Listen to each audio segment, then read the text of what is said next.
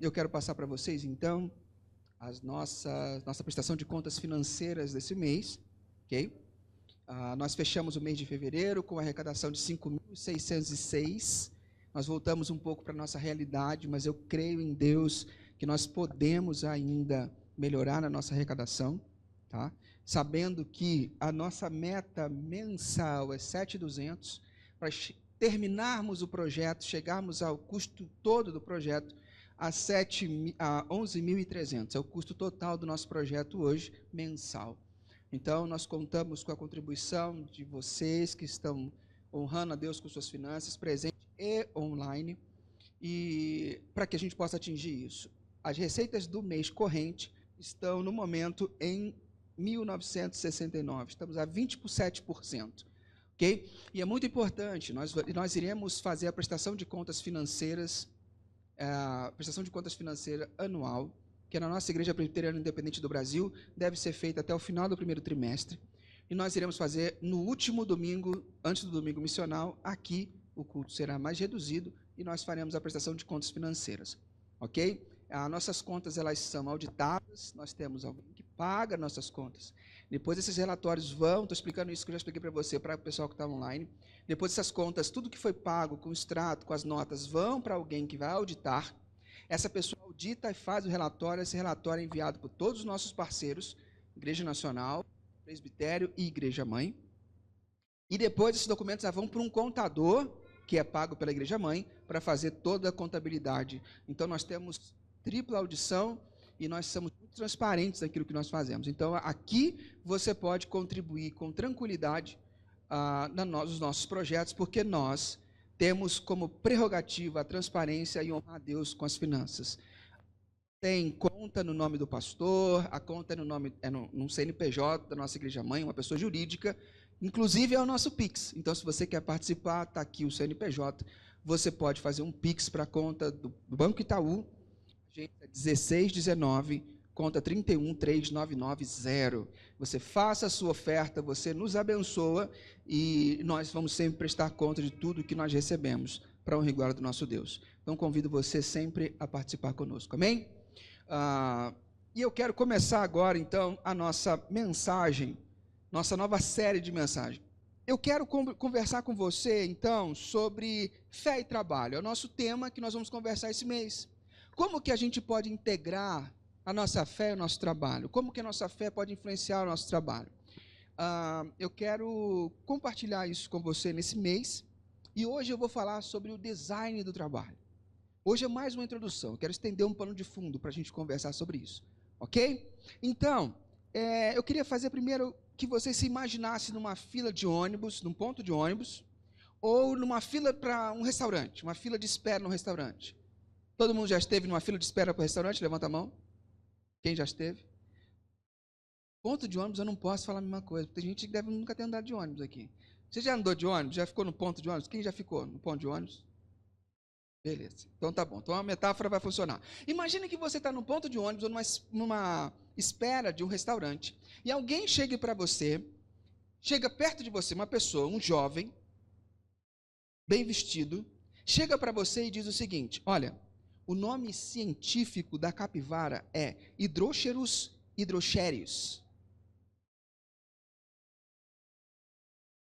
Imagina a cena, você está lá na porta do restaurante, esperando aquela galera lá de fora e tal, e de repente chega um jovem para você assim, para e fala assim: ó, o nome científico da capivara é Hydrocerus hydrocherius.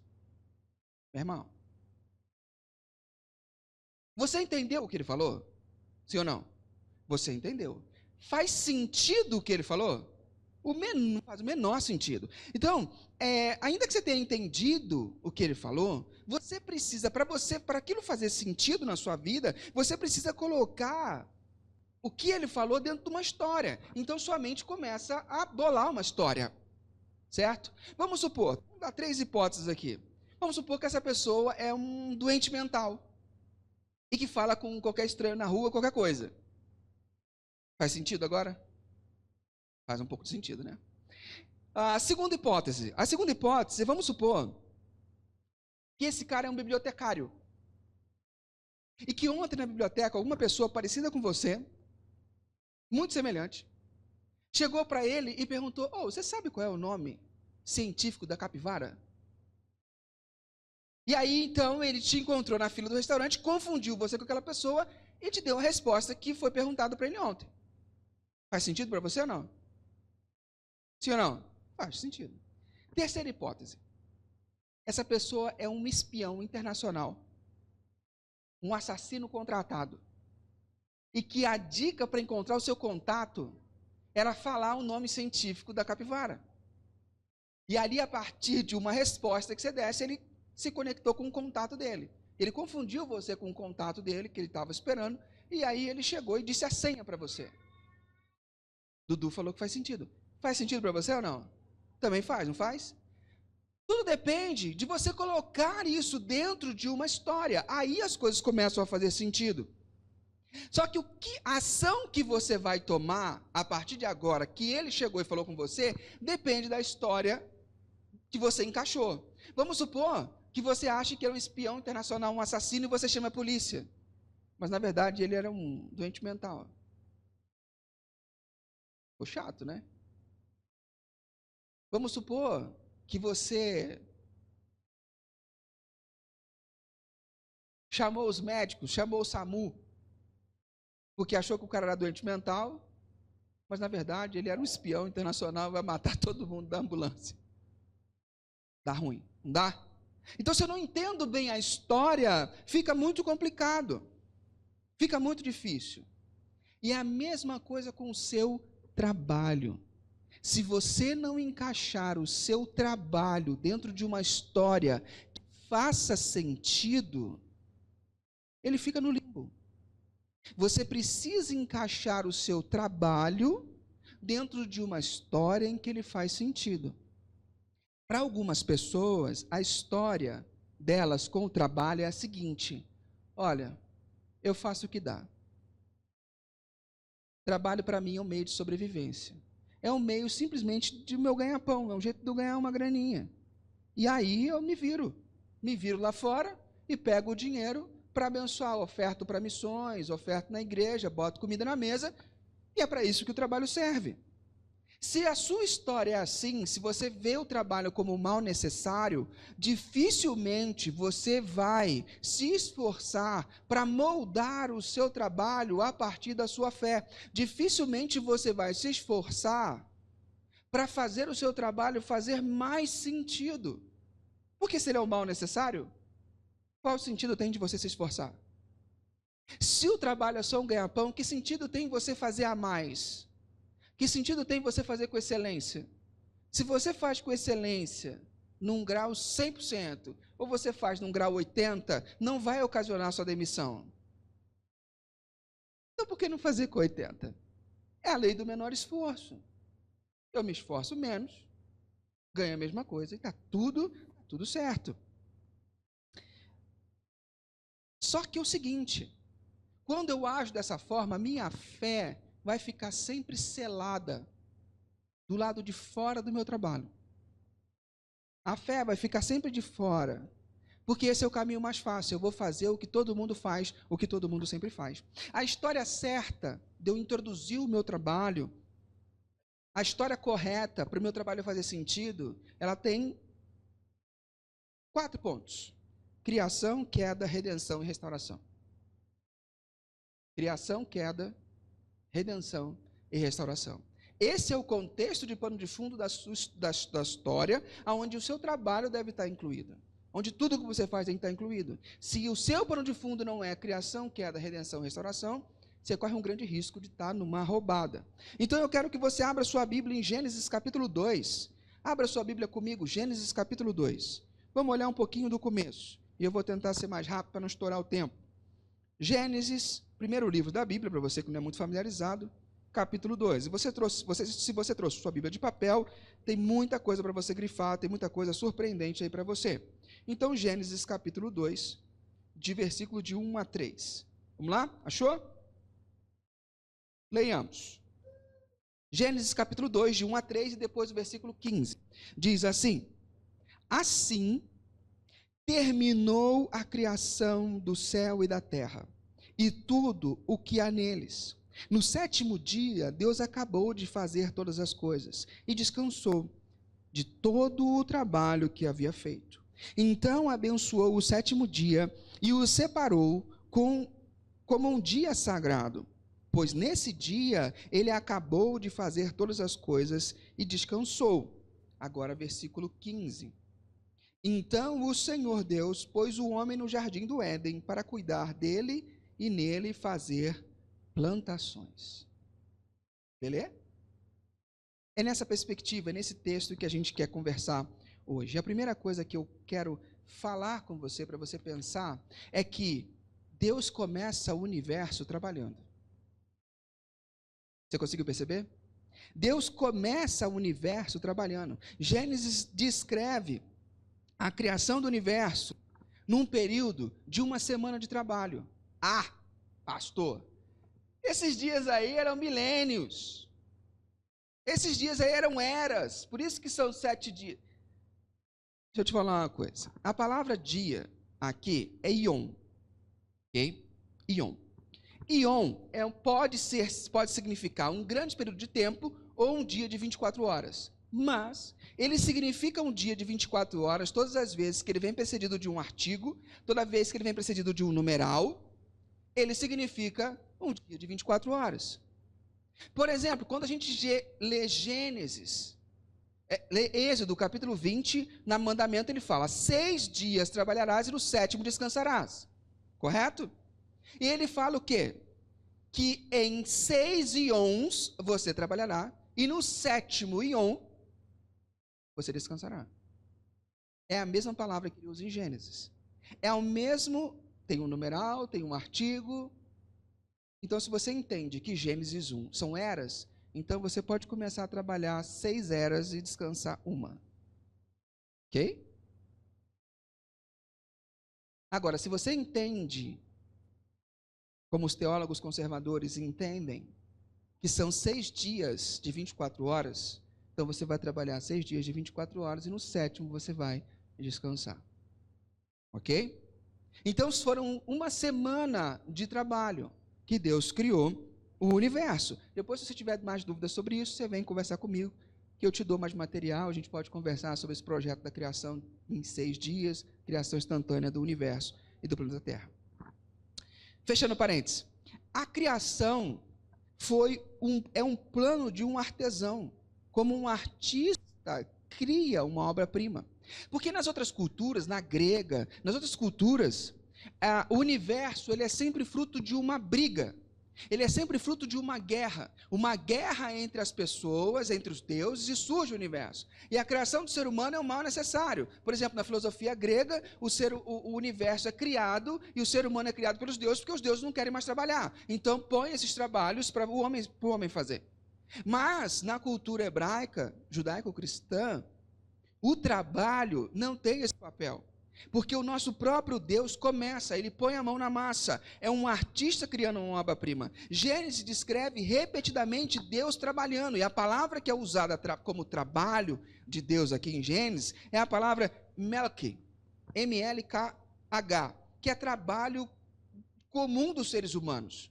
É o trabalho que eu e você fazemos. Então, quando a gente vê Deus criando o universo, Deus está criando o universo conforme um trabalho comum do ser humano. Deus está realmente trabalhando. Trabalho não é um mal necessário. Deus trabalhou por puro prazer e alegria. Você consegue perceber isso no texto? Deus trabalha por puro prazer e alegria. Se dessa cena que eu estou vendo agora é maravilhosa. Você não tem ideia. Se a sua garrafa fosse de silicone, elas teriam torcido a sua garrafa para tirar a última gota de café. Mas como a sua garrafa não é de silicone, abriram a garrafa, Cida, e ó, bênção, Cida, isso é bênção de Deus. Voltando ao assunto, não é não? Fala para o pessoal do financeiro, Cida. Eu sei que você não tem muita intimidade com o pessoal do financeiro, mas fala com o pessoal do financeiro para comprar uma garrafa maior para a igreja, Cida. Fala com o pessoal. Eu acho que eles vão aprovar, entendeu? Fala com o pessoal. Então, voltando. Quando você percebe que Deus ele desfruta da criação, então Deus abençoou o 7º dia, o separou como sagrado, pois nesse dia ele acabou de fazer todas as coisas e descansou.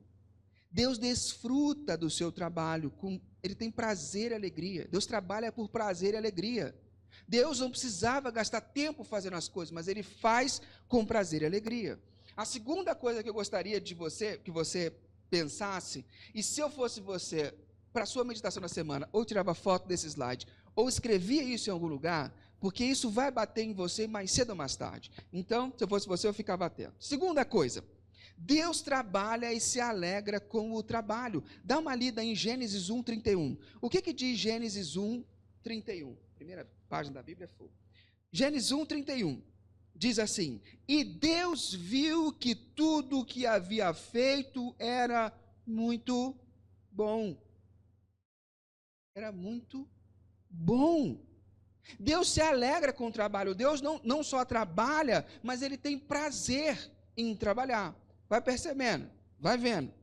Deus tem prazer de trabalhar e alegria com a sua criação. Essa é a segunda verdade desse texto. A terceira verdade desse texto é que Deus trabalha para criar e cuidar da sua criação. É isso que os teólogos chamam de providência. Deus não só cria o universo e larga ele como um relógio funcionando, como quem desce corda, deixasse funcionando. Não, muito pelo contrário. E os teólogos, ao longo da história da igreja, tiveram muita riqueza de detalhes para poder identificar e perceber como que isso funcionava. Essa providência de Deus. Eu vou tentar explicar para você mais ou menos. Olha só, Gênesis 2:7, Deus cria o homem. Para mim tá bom. Deus cria o homem, Gênesis 2:7. Deus planta e rega o jardim, Gênesis 2:6-8. Deus planta e rega o jardim. Deus cria para esse homem uma mulher, bênção pura. Não sei se para a mulher é bênção, mas para o homem foi. Então, Gênesis 2:21-22, Deus continua cuidando e provendo. Nós percebemos isso no Salmo 104, versículo 10-2. Abra sua Bíblia, Salmo 104, e risca, marca isso na sua Bíblia, porque esse entendimento vai mudar um pouco o seu entendimento sobre como que Deus trabalha. Salmo 104. No Salmo 104, eu vou ler só um pedacinho, do 10 ao 22, ele fala assim: muita chuva cai, versículo 10, sobre as árvores de Deus. O Senhor sobre os cedros que ele plantou nos montes do Líbano. Ali os pássaros fazem os seus ninhos e as cegonhas constroem as suas casas nos pinheiros. Os cabritos selvagens vivem no alto das montanhas e as lebres se escondem nos rochedos. Fizestes a lua para marcar os meses, o sol para saber a hora de se pôr. Tu fizeste a noite, e todos os animais selvagens saem quando escurece. Os leões novos rugem quando caçam, procurando a comida que Deus dá. E assim o texto continua. A gente percebe que é um mecanismo que Deus criou, todo organizado. Se você ler Salmo 45, de 14-16, você vai perceber a mesma dinâmica. Que em Salmo 45, Deus chama trabalhadores para continuar a sua obra. Se você ler Salmo 1, versículo 28, 2, versículo 15, você percebe que Deus não só começa um trabalho, mas ele chama pessoas também para fazer o seu trabalho. Quando ele diz, enchei a terra e sujeitai-a, o verbo sujeitar mostra que, embora tudo o que Deus fez fosse bom, ainda havia muito a ser desenvolvido. Deus deixou a criação com grande potencial inexplorado para o cultivo que as pessoas teriam de desenvolver por meio do seu trabalho. Abre Salmo 127, versículo 1, rapidinho. Eita, vai andando na Bíblia. Salmo 127, versículo 1. Livro dos Salmos, 127. Salmos, Primeiro Testamento, o livro que está no meio da Bíblia quase, beleza? 127, versículo 1, diz assim: se o Senhor Deus não edificar a casa, não adianta nada trabalhar para construí-la. Se o Senhor não proteger a cidade, não adianta nada os guardas ficarem vigiando. Grifa essa primeira frase aí: se o Senhor Deus não edificar a casa, não adianta nada trabalhar para construí-la. O que o texto está dizendo, o que o salmista está dizendo? Que Deus trabalha por nós, ele providencia o que precisamos. Se Ele não fizer, não adianta eu fazer. Se o Senhor não construir a casa, em vão trabalham os que edificam. Perceba, há um mecanismo de Deus. Se não ficou claro para você, Salmo 45, versículo 15. Salmo 145, versículo 15. Anda na Bíblia. Vocês vão conhecer a Bíblia toda. Salmo 145, versículo 15, fala assim: todos os seres vivos olham para Ele com esperança, e Ele dá alimento a todos no tempo certo. Todos os seres vivos olham para Ele com esperança, Ele dá alimento no tempo certo. Ou seja, Deus trabalha como provedor. Trabalha como? Através de nós. Nos alimenta pelo suor de outras pessoas. Já percebeu isso? E quando você vai à mesa e você vai comer alguma coisa, vamos pegar o café. Quando você vai tomar o café hoje, Deus tirou seu sono através do esforço e do suor de outras pessoas. Alguém teve que plantar esse café. Correto? Alguém teve que colher esse café. Alguém teve que colocar esse café para secar. Alguém teve que ligar a máquina do café para moer esse café. Torrou o café, moeu o café. Alguém teve que apertar o botão para empacotar esse café.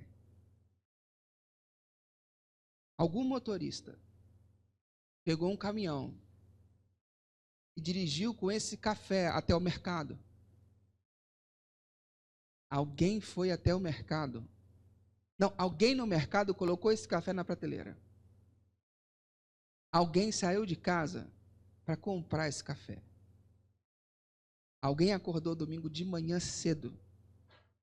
Mais cedo talvez do que você acordou, só para fazer um café fresco, para você chegar aqui na comunidade e tomar um café. Percebe a providência de Deus? Desde a plantação do café até ele chegar na tua mão. Quantas pessoas Deus teve que regimentar para te abençoar hoje com um cafezinho fresquinho, que as pessoas abrem a garrafa até torcem para poder tirar a última gota. Quantas pessoas abençoaram a sua vida hoje para você tomar um café fresquinho? Isso eu estou falando só do café. Você imagina as outras coisas. Essa foi a conclusão que Martinho Lutero chegou. Que Deus nos abençoa através de outras pessoas. Mas, eu vou falar um pouco disso mais para frente. Quando eu entendo isso, que Deus chama pessoas para o seu trabalho, para providenciar as coisas para as pessoas, eu começo a entender um conceito chamado vocação. Hoje, quando você ouve a palavra vocação, está muito ligado a emprego, ao que você vai fazer da sua vida. Mas a palavra vocação, no seu original, ela vem do latim vocare. Ela não se referia apenas a trabalho. O radical vocare no latim significa chamar. Ou seja, todo trabalho do ser humano é um chamado. Mas, Rodrigo, limpar a casa dos outros é um chamado, Rodrigo?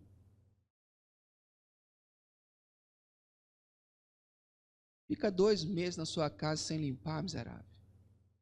Você vai ver como é que tua casa fica. Se ninguém limpar a tua casa e se ninguém recolher o lixo da tua casa, você morre. Já parou para pensar nisso? Você morre. É muito, né? Você morre. Não tem como. Todo o trabalho é um chamado. Mas só é uma vocação. Todo trabalho humano é um chamado. Mas só é uma vocação se alguém lhe chamar para fazê-lo e se você fizer para quem te chamou. Consegue entender ou não? Todo trabalho é um chamado, é uma vocação. Mas todo trabalho é um chamado. Mas é vocação se alguém te chamou e você faz para alguém que te chamou. Deus nos chama para fazer o trabalho dele nessa terra. Se você faz o seu trabalho como uma resposta para Deus, você está desenvolvendo a sua vocação. Nosso trabalho é um serviço, uma missão, algo acima de nós e de nossos interesses comuns. Ok? Quando trabalhamos, somos os dedos de Deus, os agentes do seu amor providencial aos outros. Essa compreensão eleva o propósito do trabalho de ganha-pão para amor ao próximo e, ao mesmo tempo, nos liberta do fardo esmagador de trabalhar especialmente para provar o nosso valor. Quarta realidade que eu quero passar para você. Se você não prestar atenção, filho, você vai perder, porque eu estou passando batido. O trabalho não é uma maldição do pecado. O trabalho não é a maldição que Deus dá porque o homem pecou. Não, o trabalho fazia parte do paraíso, junto com Deus. E Deus cria o ser humano e fala, ó, planta, filho. Vai, constrói esse negócio, porque você tem características minhas, eu sou o Deus criador, e eu coloquei dentro de você características criativas, então voa, filho, voa. O trabalho faz parte da bênção do jardim, trabalho faz parte dessa bênção, fazia parte do design perfeito para a humanidade, um ciclo saudável de trabalho e de descanso. O trabalho é uma necessidade básica do ser humano, assim como sua sexualidade, amizade, descanso, oração, diversão. O trabalho é uma necessidade do ser humano. Ficar sem trabalhar, você perde uma das funcionalidades, perde um pouco da sua essência. O trabalho é alimento para a alma. Não é maldição. Ele faz parte do design original de Deus. Sem trabalho, nós nos sentimos vazios e temos uma perda interior. O trabalho ele nos desenvolve emocionalmente, fisicamente e espiritualmente.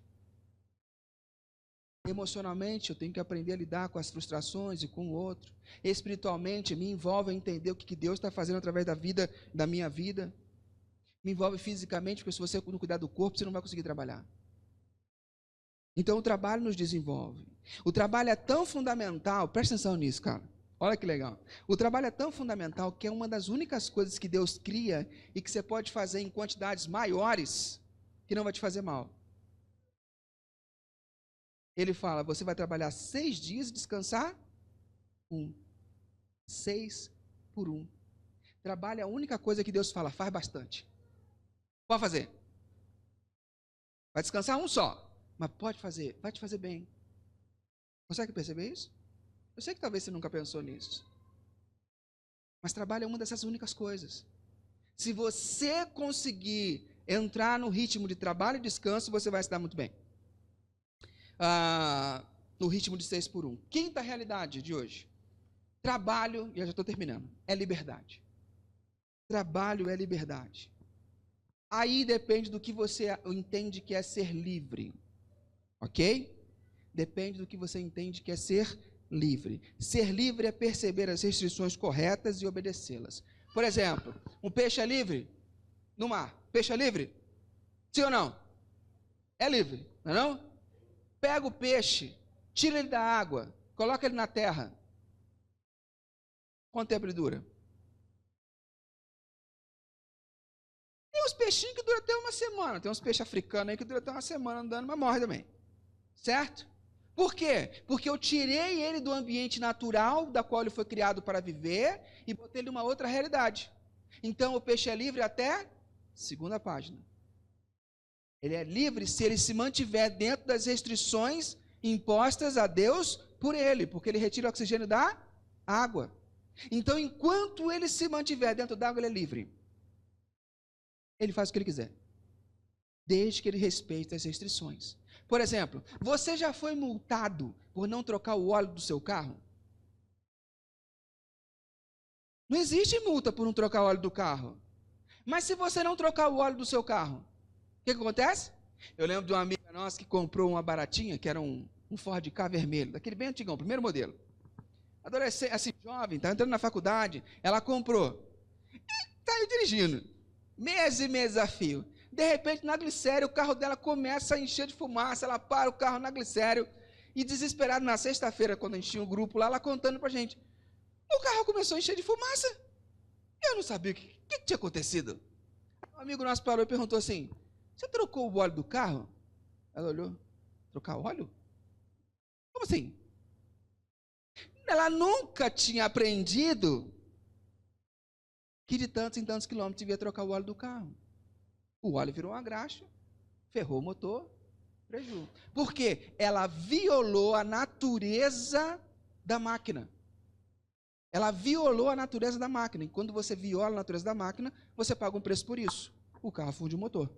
Consegue perceber? Então, o trabalho é um chamado à liberdade, desde que você o viva de acordo com as restrições impostas por Deus. Quando você o experimenta de acordo com o que Deus colocou para você, Ele te traz liberdade. Ele te enche a alma. Ele é um sinônimo de liberdade. A vida humana funciona apropriadamente quando vivida sob orientações do seu Criador, os mandamentos de Deus. Desobedecer os mandamentos entristece e desonra a Deus, bem como é uma ação contra a natureza feita por Deus. Você foi feito para trabalhar. Por mais que a tua preguiça diga o contrário. Você foi feito para trabalhar. Trabalho faz bem para a vida. Trabalho foi um design da criação. Quantas pessoas chegam na fase da... Eu vi um filme essa semana, esse final de semana, que eu aconselho demais você assistir. Indicação de filme, momento cultural. Muito bom para você assistir. Chama, em português, é O Pior Vizinho do Mundo. Em inglês é Um Homem Chamado Otto. Tá? A Man Called Otto. E em português é O Pior Vizinho do Mundo. É com Tom Hanks. Está no cinema. Está no cinema. Ok? É excelente o filme. Porque ele conta a história de um cara muito mal-humorado. É muito legal. Vou mandar um pedacinho do começo. Chega uma hora em que ele vai se aposentar. E ele indo para a aposentadoria, no dia que fizeram a festa para ele aposentar, os caras chegaram e falaram para ele, fizeram um bolo, todo mundo aí reunido, e ele falou, o que é isso? Nós estamos celebrando sua aposentadoria. Legal, Otto, fica feliz, aproveite. Ele fala, mas daí? Não, você conseguiu um ótimo pacote de benefícios de aposentadoria, eu consegui e tal. Ele fala, cara, você me tirou da minha posição que eu fazia. Colocou o cara que eu treinei para ser meu supervisor. Cortou as minhas horas. O que você queria que eu fizesse? Eu tinha que me aposentar. O cara fala, mas chegou a hora, né, Otto? Vai, seja feliz. Ele vira e fala, feliz? Como? Fazendo o quê? Percebe? Tiraram dele um combustível, algo que era essencial para a vida dele. O trabalho. E agora ele não tinha mais o que fazer. É claro que tem um outro lado da história que eu vou falar nas outras semanas, que é por questão do lado caído do trabalho, os perigos do trabalho. Mas a gente precisa refazer, porque tem uma cultura latina nossa, que a palavra trabalho vem da palavra latina tripalium, que era um instrumento de tortura. Então, na nossa cultura, trabalho é um mal necessário. Mas para a nossa família, para o entendimento bíblico da nossa história, trabalho é bênção. Olha o que diz Isaías, abra sua Bíblia, Isaías 48, o último texto de hoje, Isaías 48, abra aí, 48, versículo 17, diz assim, o Senhor, o Santo Deus de Israel, o seu Salvador diz ao seu povo, eu sou o Senhor, o seu Deus, eu os ensino para o seu próprio bem, e eu os guio no caminho que devem seguir. Ah, se vocês tivessem obedecido aos meus mandamentos, a sua prosperidade iria aumentar como se fosse uma enchente, e as suas vitórias teriam sido constantes, tão constantes quanto as ondas do mar. Ah, se vocês tivessem me obedecido. Esse é o chamado de Deus. Trabalho em equilíbrio com descanso é uma bênção e é um mandamento. Êxodo capítulo 20, versículo 9 diz, faça todo o seu trabalho durante 6 dias da semana, mas o 7º dia da semana é o dia de descanso, dedicado a mim, o Senhor, seu Deus. Trabalho é um convite à liberdade. Último ponto. Trabalho não é a única coisa que importa. Ok? Deus trabalhou 6 dias e descansou 1. Deus precisava descansar? Não. Por que ele descansou? Exemplo, para desfrutar do que ele tinha feito, para ter alegria no que ele fez. Percebe? Ele desfrutou no descanso. O descanso foi criado para o prazer e para o deleite. Não temos vida plena sem esse ritmo de trabalho e descanso. O trabalho é para o nosso prazer, mas não podemos fazer do trabalho a nossa vida. Fazer isso é criar um ídolo rival de Deus, quando eu transformo o trabalho em nossa vida. Nosso relacionamento com Deus é o alicerce mais importante da vida e da verdade. E, na verdade, impede que todos os outros fatores, trabalho, amizade, família, lazer e diversão, se tornem tão importantes a ponto de se transformarem em vício e distorção. Quero finalizar te contando uma história. Todo mundo conhece Tolkien? J.R.R. Tolkien, o autor do livro do Senhor dos Anéis, o autor do Silmarillion, de vários... Ok. Tolkien era um senhor inglês já na época, e ele já tinha escrito várias coisas, construído inícios de idioma, porque ele queria completar sua obra, O Senhor dos Anéis. Mas ele se via travado, sem conseguir terminar a sua obra, e a angústia tomava conta dele. Certo dia, ele olhou para um álamo, uma árvore bonita e frondosa que estava perto da casa dele, e decidiu escrever um conto. O conto de Nigel e a Folha. E nesse conto ele expressava o que ele estava sentindo. A história é a seguinte: Nigel era um vizinho. Nigel era um homem, um artista, um pintor, que olhava para um álamo que ficava perto da casa dele, e um dia esse álamo foi depenado. Ao olhar para essa árvore, Nigel decidiu fazer uma pintura de uma árvore. E ele começou a fazer a pintura dessa árvore. Só que, o que acontecia? Quando Nigel, enquanto ele estava tentando fazer, o que acontecia? Às vezes as pessoas chamavam ele não conseguia completar o quadro. E aí sempre tinha um vizinho dele que precisava muito da ajuda dele, ele sempre ia ajudar e ele não conseguia fazer. Só que o problema de Nigel é que ele era muito bom em fazer folhas e não muito bom em fazer árvores. E quando ele pintava uma folha, ele queria o detalhe da folha, a cor certa, tudo certinho, o contraste correto. Ele gastava muito tempo desenhando a folha. E ele gastava todo o seu tempo. E ele sabia que ele estava ficando doente, estava perto da morte. E ele estava aflito, porque ele queria terminar o quadro dele antes de morrer. Mas toda hora ele era interrompido para ajudar alguém para fazer alguma coisa.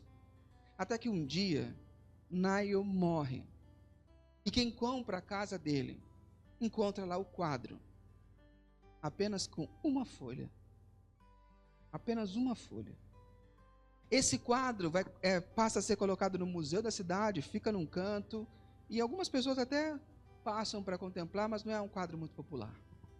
Mas quando o Nigel chega na vida pós-morte, ele é recebido por alguém, e ele é indicado, fala, vem ver algumas coisas, vem aqui, vamos entrar. E quando ele está caminhando nesse país pós-morte, ele vê uma árvore, linda, maravilhosa. A árvore que ele queria ter pintado. E lá estava aquela árvore frondosa, com as suas folhas brilhantes, gigantescas se mostrando. Ele então abre os braços e com deleite contempla a obra da sua vida. Moral da história: há uma árvore. Há uma árvore. O que isso significa? Por mais que você trabalhe nessa vida, por mais que você dê aula de bateria, você vai ver algumas pessoas aprendendo a tocar um pouquinho, fazendo algumas coisas diferentes na sociedade. O máximo que você vai conseguir são folhas. Por mais que você cuide de pacientes e você vai vê-los morrer, mas talvez sua função naquele momento é dar uma boa passagem para eles até que eles cheguem lá, o máximo que você vai encontrar, vai receber um obrigado, vai receber um acolhimento de alguém. O máximo que você vai conseguir são folhas. Por mais que você trabalhe com a justiça, tentando promover justiça para as pessoas, o máximo que você vai conseguir são folhas nessa vida. Por mais que você cozinhe para alguém, faça os melhores lanches, depois de toda a sua vida, o máximo que você vai conseguir é uma folha aqui e uma folha ali. Mas na realidade, o que realmente importa, nós vamos encontrar um coral de pessoas tocando baterias para o Senhor. Um grupo de pessoas curados e regenerados adorando a Deus. Nós vamos encontrar no momento oportuno onde a justiça vai ser plena, onde ela vai se estabelecer. Nós vamos encontrar na eternidade pessoas satisfeitas que não precisam mais de alimento. O nosso trabalho nessa vida, nós vamos conseguir talvez algumas folhas aqui e ali. Mas na realidade que realmente importa, a nossa obra vai ser completa e vai estar presente para todos verem. Percebe? Se eu trabalho somente para essa vida, o máximo que eu vou conseguir são algumas folhas. Na realidade que realmente importa, o nosso trabalho não é vão. Todo o nosso trabalho é organizar a matéria bruta da criação de Deus para o propósito da prosperidade da raça humana. Nesse processo você ganha algum dinheiro. Às vezes você ganha autoestima, mas se o dinheiro e a autoestima são a principal razão para o seu trabalho, então o trabalho será enfadonho e frequentemente não melhorará a vida de outras pessoas. Trabalho é bênção. Depende da história em que ele está inserido. Em que história o seu trabalho estará inserido? Assim ele fará sentido. Ok? Nas outras semanas eu vou falar sobre a importância e a dignidade do trabalho, o propósito quebrado do trabalho e a cura sobre o trabalho. Que Deus abençoe a sua vida e possa ser relevante para você e que você ressignifique o trabalho, que você repense sobre essa perspectiva. Amém? Podemos orar juntos? Feche seus olhinhos, fique a sós com Jesus. Paizinho querido, muito obrigado porque nessa manhã podemos refletir sobre o trabalho e pedimos a Tua graça sobre nossa vida. Nos abençoe e nos guarde. Faça, Deus, que nosso coração pense e entenda o trabalho como ele realmente deve ser. Ressignifica o trabalho dentro de nós. Ajuda-nos a perceber o como ele é importante, o como é bom e como nós podemos conciliar a nossa fé e o nosso trabalho. Abençoe cada um aqui nas suas dúvidas, nas suas dificuldades. E que cada um de nós possamos experimentar o quão real é a Tua presença na nossa vida e no nosso trabalho. Ajuda-nos, oriente-nos, em nome de Jesus. Amém. Se você puder ficar de pé nesse momento, tendo as suas mãos, como quem não tem nada para dar, mas muito a receber. E ao final, num gesto simbólico, traga suas mãos ao teu coração, internalizando tudo aquilo que Deus falou com você nessa manhã. Querida igreja reunida aqui e virtualmente, que o Eterno abençoe e guarde você. Que o Eterno sorria para você e presenteie você. Que o Eterno olhe para você bem nos olhos e te faça prosperar. Que a graça do nosso Senhor Jesus Cristo, que trabalhou até a morte para te redimir, esteja com você. Que o amor de Deus, o Pai, que começou o universo trabalhando, te alcance. E que a consolação do Espírito Santo, aquele que trabalha em nós para nos transformar, te oriente, te guarde e te proteja. Em nome de Jesus. Amém. Deus te abençoe, te dê uma ótima semana. Antes de sair, cumprimente quem está perto de você. E lembre-se, sozinho você pode até mais rápido, mas acompanhado nós vamos bem mais longe. Deus abençoe. Grande abraço. Tchau, tchau.